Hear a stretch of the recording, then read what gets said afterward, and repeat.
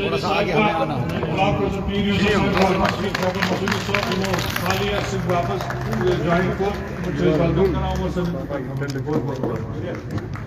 जनाब उमर साहब जोर कलमत करो, जोर शायरी।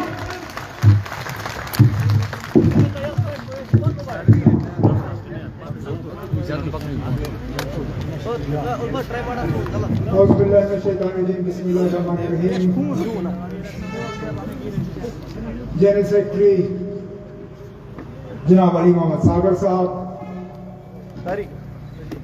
स्टेज पे बैठे तमाम नेशनल कॉन्फ्रेंस के सीनियर लीडर हजरात, आज के प्रोग्राम के मेजबान सूबाई सदर और कुपवारा सेगमेंट के इंचार्ज जनाब नासिर असलम वानी साहब, यहाँ पे आए तमाम डीडीसी, बीडीसी, सरपंच, पंच हजरात, कारकुनान नेशनल कॉन्फ्रेंस, आप सबको मेरे तरफ से अस्सलाम वालेकुम।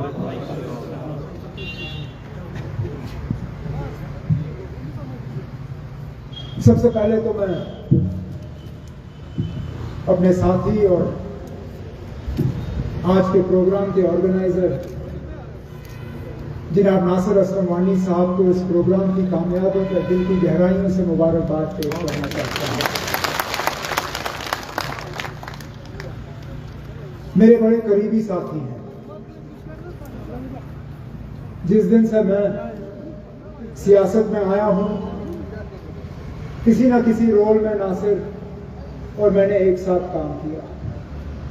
यूथ में थे, एक साथ काम किया। जब 2002 में नेशनल कॉन्फ्रेंस की सदारत संभाली, फिर काम किया। जब हुकूमत बनी, मेरे साथ मिनिस्टर बने। उसके बाद जब मुझे हुकूमत में तब्दीली लानी पड़ी, मैंने इनसे गुजारिश की कि आप तंजीम संभालो। ऐसे भी बहुत लोग हैं जिनकी मिनिस्ट्री जाती है तो उनका मूड भी चला जाता है। जिस दिन उनकी मिनिस्ट्री चली जाती है उस दिन वो भी चले जाते हैं। लेकिन साथी हैं, उफ तक नहीं किया। कहा जनाब आप तंजीम संभालने के लिए जिम्मेदारी दे रहे हैं, मेरे सिर आंखों पे उस दिन और ये दिन सूबाई सदर के तौर पे नेशनल कॉन्फ्रेंस की खिदमत करते आए। लेकिन अगर देखें, सबसे ज्यादा अगर मैंने किसी साथी को तंग और दरबदर किया है वो नासिर को किया है। पहले गांव से उठा के शहर लिया, कहा नासिर तुम कुपवारा में मेरे पास जगह नहीं है, मेरे लिए प्रॉब्लम होगी यहाँ पे, मेहरबानी करके शहर से इलेक्शन लड़ो। हालांकि इसके लिए शहर से इस वक्त इलेक्शन लड़ना आसान नहीं था। कहा कोई बात नहीं ना, अगर आप कहते हो शहर से, मैं शहर से लड़ूं। हालांकि वहां पर भी बहुत ताने मिले, कहां से गांव के आदमी को लाया है शहर में इलेक्शन लड़ने के लिए। लेकिन मेहनत की, सीट जीता। उसके बाद मुकम्मल 6 साल वहां लोगों की खिदमत की। अगर सैलाब नहीं आया होता तो अच्छी मेजॉरिटी से दोबारा जीत जाते हैं। नहीं जीते, कोई बात नहीं, होता रहता है। डिलिमिटेशन हुई, कुपवारा के 6 सीट 7 में तब्दील हुए। 5 में से 5 के 6 बने। नया सीट बना जिसमें से नाम तो पुराना कुपवारा था, लेकिन असली नई सीट ये है। 3 कॉन्स्टिट्यूएंसी को काट के एक बनाया। कहीं डोलाब से कटा, कहीं कुपवारा से कटा, कहीं हंडवारा से कटा। यहां तक कि 5 ब्लॉक प्रेसिडेंट हैं जिनकी जिम्मेदारी कुपवारा असेंबली हल्के पे पड़ती है। उस वक्त मैंने फिर नासिर को तंग किया। मैंने कहा नासिर, अब बुनियादी कुपवारा जिला के हो, अब शहर छोड़ो, वापस गांव की तरफ चलो और कुपवारा में इलेक्शन लड़ो। इस बात के बावजूद कि लगातार पिछले 10 साल से शहर में काम करते आए, कहा कोई बात नहीं जनाब, अगर तंजीम का ये हुक्म है कि मैं शहर अब छोड़ के कुपवारा ये नया जो सेगमेंट है इसको तैयार करूं, मैं काम करना शुरू करूंगा। वो दिन और ये दिन दिन रात एक करके। जब भी मैं कभी श्रीनगर में कोई मीटिंग बुलाता हूँ, प्रोग्राम करता हूँ, तो नासिर मुझे कहता है ना जुमा और एतवार के दरमियान कोई प्रोग्राम नहीं रखना। मैं कहता हूँ क्यों, आप छुट्टी कर रहे हो? कहाँ जनाब, मैं जुमा को निकलता हूँ, जुमा कुपवारा पहुंचता हूँ, 3 दिन रह के मैं मंडे को वापस श्रीनगर चला जाता हूँ। 4 दिन लगातार मेरी कॉन्स्टिट्यूंसी में लग जाते हैं और उस मेहनत का नतीजा आज यहाँ पे मुझे दिख रहा है, जो वर्कर इसके साथ जुड़े हुए हैं। आगे भी इसी तरह मेहनत करनी होगी, क्योंकि रास्ता आसान नहीं है। वो कहने के लिए है कि वेव है, नहीं है, लोग नेशनल कॉन्फ्रेंस को चाहते हैं, नहीं चाहते हैं, तो दूसरी बात। लेकिन इलेक्शन लड़ना, वो भी कॉन्स्टिट्यूंसी में पहली बार, आसान काम नहीं है। अब इनको फायदा ये है कि आसपास सीनियर साथी हैं, चाहे चौधरी रमजान साहब हैं, सैफुल अमीर साहब हैं, मेरे भाई कैसर जमशेद लोन साहब हैं, मिलके दोबारा नेशनल कॉन्फ्रेंस का किला जो है वो कुपवारा जिला में कायम करके ही मुझे लगता है वो रहेंगे।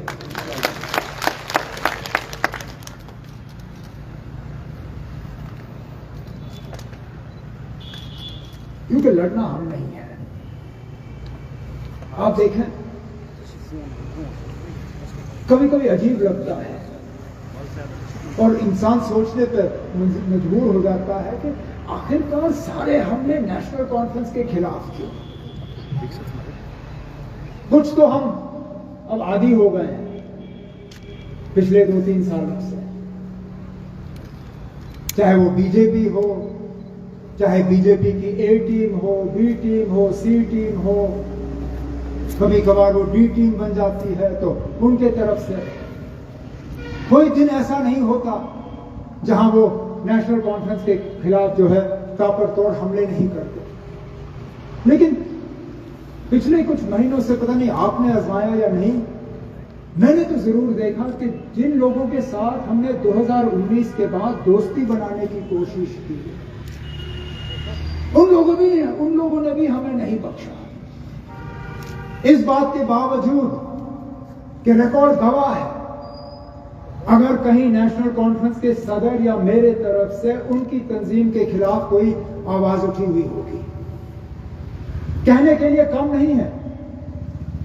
और उसका छोटा सा मिसाल मेरे साथी नजीर गुरेजी साहब ने दी। कहने के लिए तो बहुत कुछ कहा जा सकता है, लेकिन हम उन लोगों में से नहीं हैं जो दोस्ती करके फिर हमला करते हैं।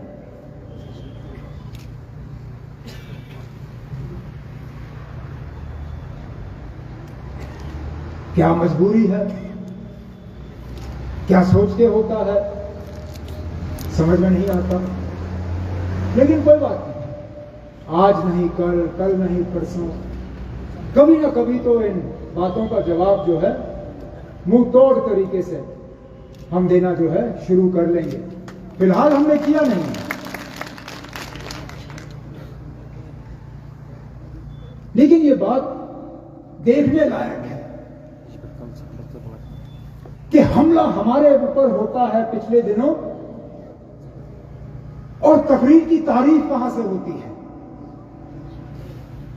तकरीर की तारीफ जम्मू कश्मीर के लोगों ने नहीं की, उस तकरीर की तारीफ बीजेपी के लीडरों ने की। कहा कि बड़ा उम्दा तकरीर है, बड़े अच्छे अल्फाज इस्तेमाल किए नेशनल कॉन्फ्रेंस को निशाना बनाने के लिए। अच्छा किया आपने नेशनल कॉन्फ्रेंस को एक्सपोज किया।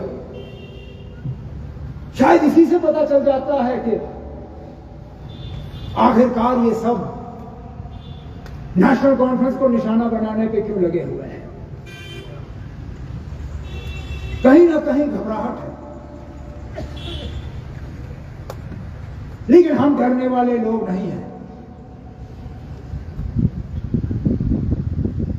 वो कहा ना अल्लामा इकबाल ने,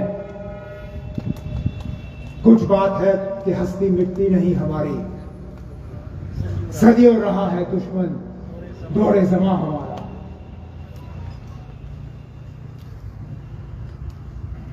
ये हमले हम पहली बार नहीं देख रहे हैं। मेरे जो साथी 77 में इलेक्शन लड़ रहे थे या हुकूमत कर रहे थे, उनको अच्छी तरह याद है किस तरह तमाम पार्टियां एक साथ हुई बाबा कौम शेर कश्मीर शेख मोहम्मद अब्दुल्ला को उस वक्त हराने के लिए। फिर 96 में इसी तरह ये तमाम ताकतें एक साथ आई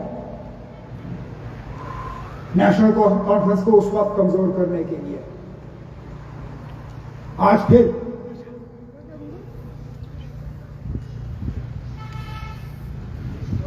लेकिन हमारी नीयत साफ है, हमारे इरादे पुख्ता हैं। हम धोखा देके लोगों के सामने अपने आप को पेश नहीं करते,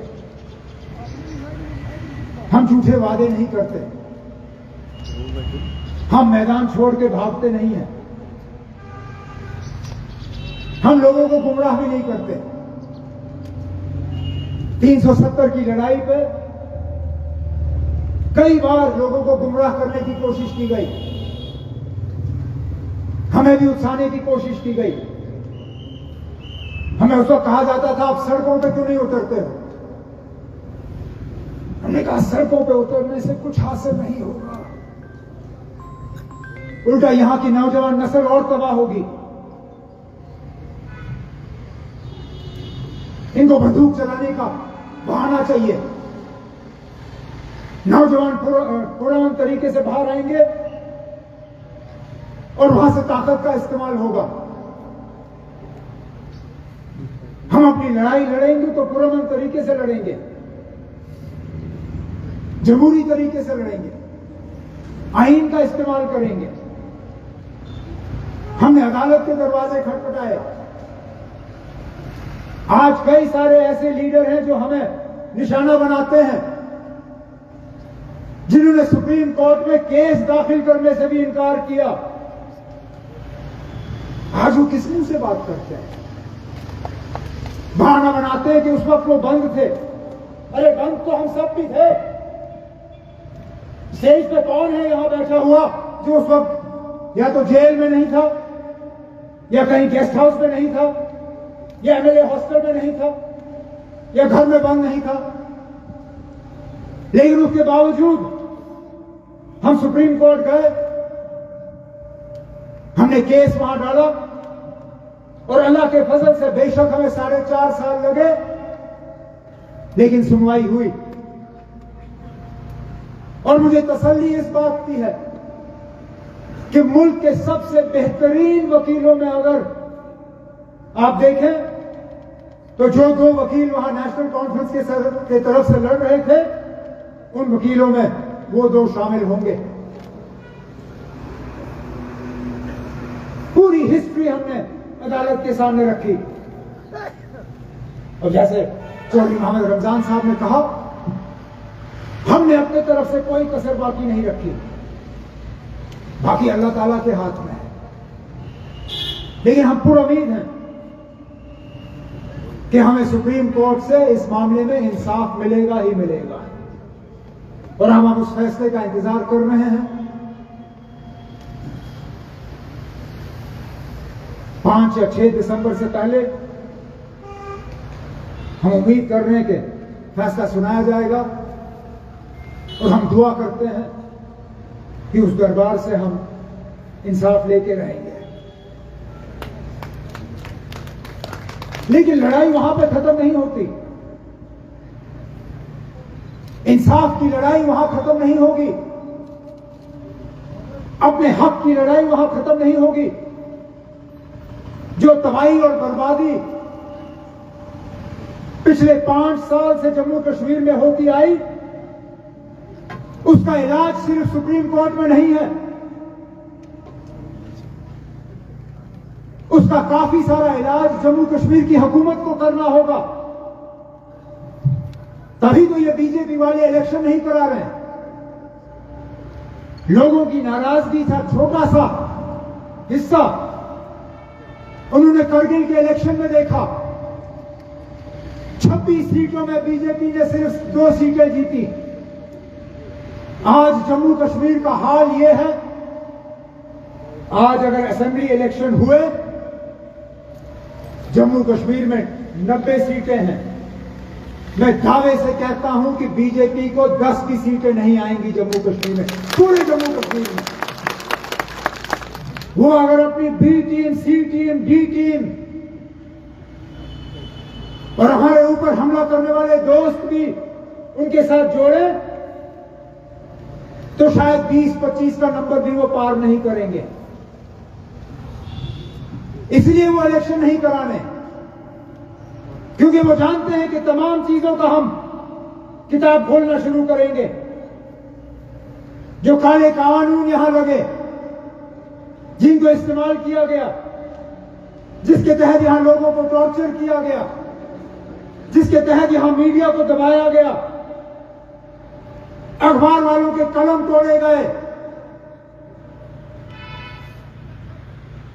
एनजीओ को खत्म किए, बेरोजगार नौजवानों से रिश्वत ली,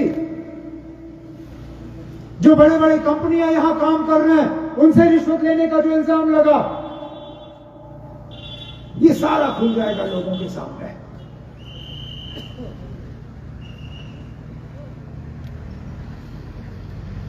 इसलिए वो चाहते नहीं है कि इख्तियार दोबारा लोगों के हाथ में ट्रांसफर हो, लेकिन कब तक भागेंगे? आज नहीं तो कल, कल नहीं तो परसों, परसों नहीं तो परसों, एक ना एक दिन उनको यहां पे इलेक्शन कराने ही कराने होंगे।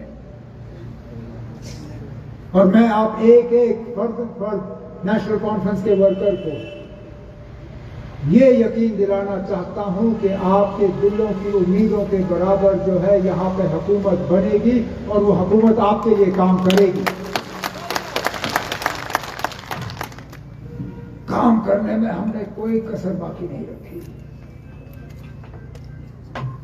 वो हालात ऐसे बने कि लोग हमसे नाराज हुए, नहीं तो काम हमने बेशुमार किए। वक्त कम था, नहीं तो अगर मैं चौधरी रमजान साहब, सैफुल्लाह मीर साहब और कैसर जमशेद लोन साहब से यहां उनसे कहता जरा गिनो 2014 और 2009 और 2014 के दरमियान कितने काम हुए, आप लोग थक जाते सुन सुन के। चाहे वो नए एडमिनिस्ट्रेटिव यूनिट थे, चाहे वो तरक्याती काम थे, जहां जहां रोजगार दे सके रोजगार दिया। दूर दराज इलाकों में हम डीजी को भेजते थे डायरेक्ट भर्ती कराने के लिए, खासकर बॉर्डर एरियाज पे, पहाड़ी एरियाज पे। पहाड़ियों को हमने रिजर्वेशन देने का काम किया। कुपवारा में एक नहीं 2 कैबिनेट के मिनिस्टर थे। आज ये लोलाब और बंगस के टूरिज्म की बात करते हैं। संग बुनियाद तो नासिर साहब ने उस वक्त रखा जब हमने यहां टूरिज्म डेवलपमेंट अथॉरिटी दी, लोलाब बंगस बंजारी का। ये टीआरसी जो बना, यूनिवर्सिटी, कॉलेजेस, यहां रेल लाने का प्रोजेक्ट। अब ये भी हमारे हुक्मरान आते हैं यहां, रोज रेलवे की बात करते हैं। पहुंचते हैं तंगदार, कहते हैं हम रेलवे लाएंगे। ना हमें तो 9 साल हो गए रेलवे मिनिस्ट्री में प्रोजेक्ट बनाए हुए। आज आपके पास बहाना क्या है कि बारामूला से आप यहां तक रेल क्यों नहीं लाए?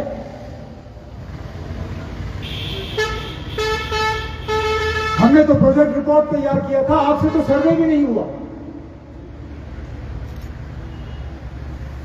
जिस हाईवे को 4 लेन बनाने का प्रोजेक्ट हमने तैयार करके रखा था, आज 9 साल के बाद दरख्त काटे जा रहे हैं। 9 साल जाया हुए, जिसमें से 5 साल गवर्नर रूल के अंदर। आज जगह जगह पोस्टर लगते हैं, यूटी फॉर्मेशन डे 31 अक्टूबर, बेशरम लोग, जरा सी भी शर्म नहीं है, हमारे जख्मों पे नमक छिड़कते हैं ये लोग। संकल्प, पहले तो हम यहां रहने वाले लोगों को संकल्प का मतलब ही नहीं समझ आता। ये संकल्प है क्या चीज?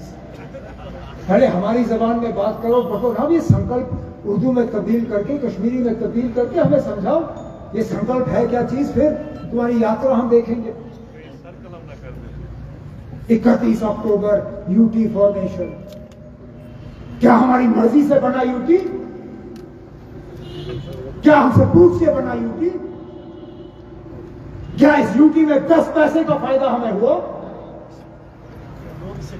मेरे नौजवान जिनको कहा गया था कि बस यूटी बना और आपके घर सरकारी मुलाजमत के ऑर्डर पहुंचेंगे,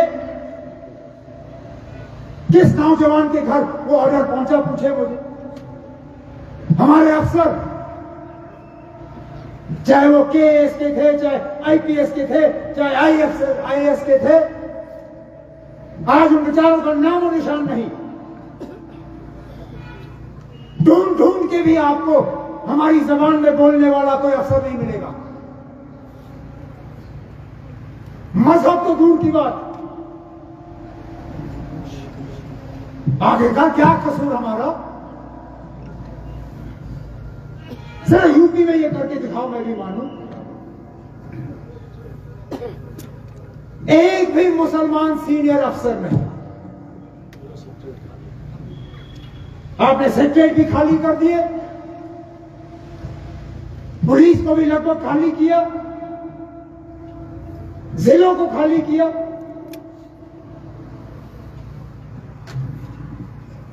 जिन अफसरों ने हमें जाते जाते तालियां बजाई, आज वो बेचारे भी दर बदर की ठोकरें खा रहे हैं। दबी अल्फाजों में चुपचाप हमें कहीं मिलके कहते हैं आप लोग वापस आए तो कोई हमें पूछने वाला मिलेगा। खुलेआम कह नहीं सकते क्योंकि वैसे भी पिसे हुए हैं, पता नहीं कहां, मिजोरम, मणिपुर, इनका ट्रांसफर करके इन बेचारों का एड्रेस भी नहीं मिलेगा।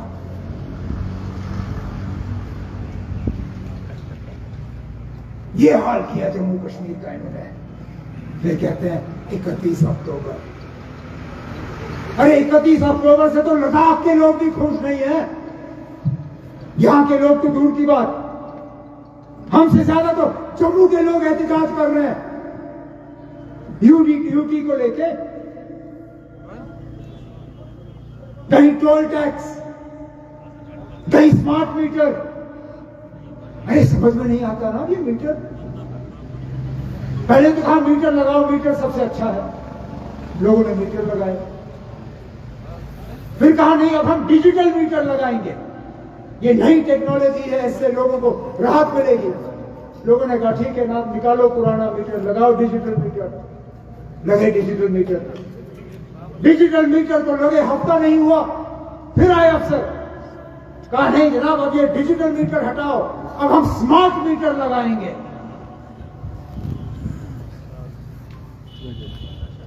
ऐसा तूफान का स्मार्ट मीटर कि बिजली मिलने से पहले पैसा भरना पड़ता है। बिजली है नहीं, ट्रांसफॉर्मर चला हुआ, लाइन गिरी हुई, लेकिन स्मार्ट मीटर होगा और स्मार्ट मीटर पर पहले से ही पैसा भर के रखो।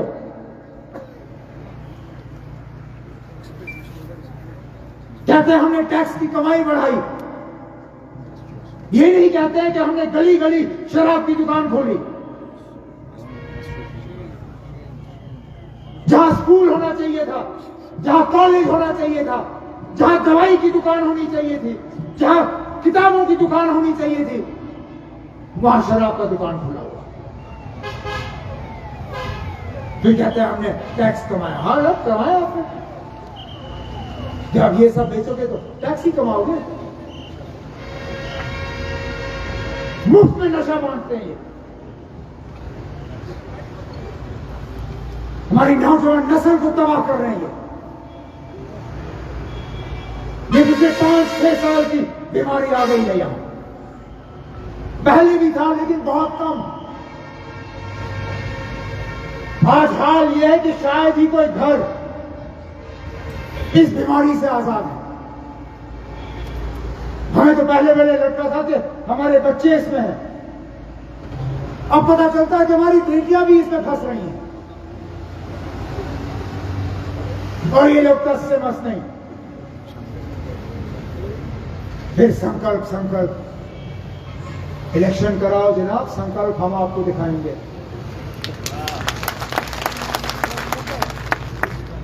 कराने की हिम्मत करो, फिर देखो। कहने के लिए कहते हैं कि 80% लोग इनके साथ हैं। कराओ इलेक्शन, अगर 10% भी आपके साथ होंगे मैं अपना नाम बदल दूंगा। इस बात पे मत जाओ कि आप कहीं प्रोग्राम करने जाते हो तो वहां आपके अफसर जो है घसीट के लोगों को लाते हैं। मुलाजमों के अलावा आपको सुनने के लिए कोई बैठा नहीं होता है। कोई मल्टीपर्पज वर्कर, कोई आंगनवाड़ी वर्कर, कोई सिविल में पुलिस का ट्रेनिंग वाला, VLW कतरा जमा करके वो लोगों के सामने रखते हैं। हमारे हुकूमरान को लगता है वो 80% लोग मेरे साथ हैं। यहां तक कि बच्चों को भी घसीट के जलसों में लिया जाता है। तभी तो गलत फहमी है उनको कि यहां 31 अक्टूबर को जश्न मनाया जाएगा। मातम हो, हम अफसोस करेंगे, हमारी आंखों से आंसू बहेंगे कि हमने क्या खोया, क्या था हमारे पास और इन्होंने क्या छोड़ा। लेकिन याद रखिए, जब तक नेशनल कॉन्फ्रेंस का ये झंडा यहां पे लहराता रहेगा, हम उन हक के लिए लड़ते रहेंगे जो हक हमसे छीने गए। नहीं करेंगे हम समझौता, नहीं करेंगे हम यहां के लोगों के साथ साजिश, नहीं करेंगे हम यहां के लोगों के साथ धोखा। बस आप लोग एकजुट रहिए, मजबूत रहिए, आपस के झगड़े छोड़िए, मिलके चलिए। आप लोग मजबूत रहेंगे, मेरे साथी मजबूत होंगे, मेरे साथी मजबूत होंगे। जनाब डॉक्टर फारूक अब्दुल्ला साहब हमारे सदर मोहतरम मजबूत होंगे। उससे ज्यादा हमें कुछ नहीं चाहिए। बाकी लड़ना हमारा काम है।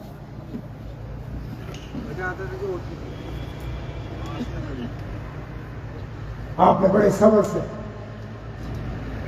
हम सबकी तकरीरें सुनी, इस प्रोग्राम में हिस्सा लिया, इसको कामयाब बनाया। मैं आप सबका शुक्रगुजार हूं और एक बार फिर अपने साथी जनाब नासिर को इस प्रोग्राम पर मुबारक करते हुए आप सबसे इजाजत चाहता हूं।